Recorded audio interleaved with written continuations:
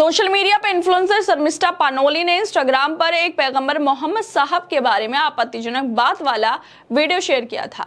इस मामले में शर्मिष्ठा पानोली के खिलाफ देश भर में कई जगहों पर पुलिस से शिकायतें की गई थी। इसी तरह की एक शिकायत पर शर्मिष्ठा को कोलकाता पुलिस ने गिरफ्तार भी कर लिया था, जिसको लेकर कलकत्ता हाई कोर्ट में सुनवाई हुई और कोर्ट ने पानोली को अंतरिम राहत देने से मना कर दिया है। साथ ही ये भी कहा कि बोलने की स्वतंत्रता का मतलब ये नहीं कि आप दूसरों की भावनाओं को ठेस पहुंचाएं।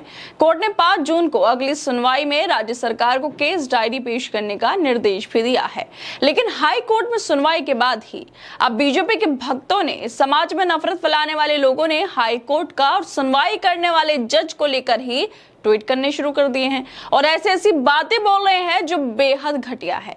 जज को लेकर बोला जा रहा है कि जज की शक्ल तो पहचान ही ली होगी, तो फिर देर किस बात की, ठोकिए किसी चौराहे पर।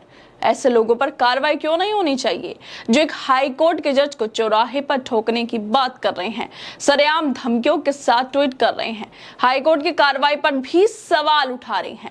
दरअसल शर्मिष्ठा पानोली को राहत नहीं देते हुए कलकत्ता हाई कोर्ट ने कहा कि हमारे देश के एक वर्ग की भावनाओं को ठेस पहुंचाई गई है।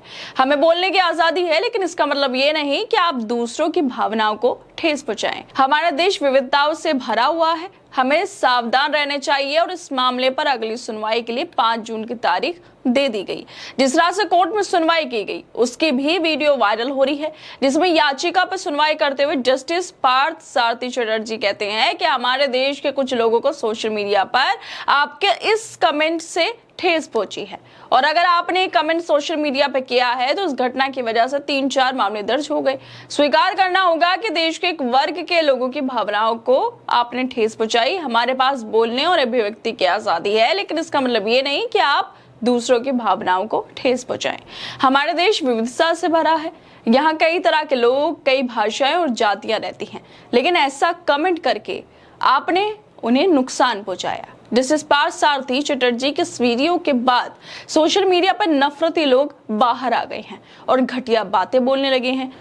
इन्हीं घटिया ट्वीट करने वालों में से एक भगवादारी अनूप नाम का ये यूजर लिखता है कि ये जज बिक चुका है, तभी तो उस पाकिस्तान के लिए काम करने वाले वजाहत खान की एक तरफा पैरवी कर रहा है, जिसने शर्मिष्ठा पर केस किया। जज की शक्ल तो पहचान ही लिए होंगे, तो फिर देर किस बात की, ठोकिए किसी चौराहे पर। फिर देखिए बंगाल में न्याय व्यवस्था कैसे पटरी पे आ जाती है। ये भाषा एक जज के लिए इस्तेमाल कर रहे हैं।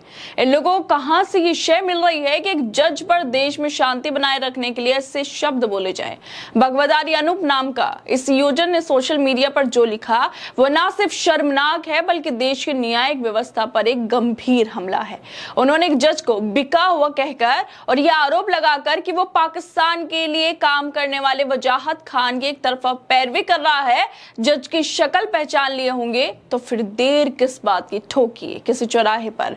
जैसे शब्दों को इस्तेमाल करके उन्होंने खुलेआम हिंसा की वकालत की है, ये दावा करते हुए इससे बंगाल में न्याय व्यवस्था पटरी पर आ जाएगी। ये भाषा बेहद आपत्तिजनक है और सवाल उठता है कि आखिर ऐसे लोगों को ये हिम्मत कहां से मिल रही है कि देश की शांति और संविधान की रक्षा करने वाले जजों के खिलाफ इस तरह की जहरीली बातें कह सके। कि सोशल मीडिया की आजादी का दुरुपयोग है या फिर समाज में बढ़ती असहिष्णुता और ध्रुवीकरण का नतीजा है, जो लोगों को इस हद तक उकसा रहा है कि वो कानून और व्यवस्था को अपने हाथ में लेने की बात करने लगे हैं। यह घटना न सिर्फ चिंताजनक है, बल्कि इस बात की तरफ भी इशारा करती है कि हमें अपनी न्यायिक व्यवस्था की गरिमा को बचाने और ऐसी भाषा बोलने वालों पर सख्त से सख्त कार्रवाई करने की जरूरत है। ऐसे ही ये नफरती ओशी जैन नाम की ये यूजर लिखती है कि जज साहब तो मुस्लिमों के वकील की तरह बातें कर रहे हैं। इस देश में हिंदुओं की भावना आहत हो तो जज साहब बेल दे देते हैं और दूसरे की भावना आहत पर जेल दे देते हैं। यही जजमेंट ओबीसी के 15 मिनट वाले बयान पर या पाकिस्तान के जिंदाबाद कहने पर या जुबैर जैसे के लिए क्यों नहीं दे पाते।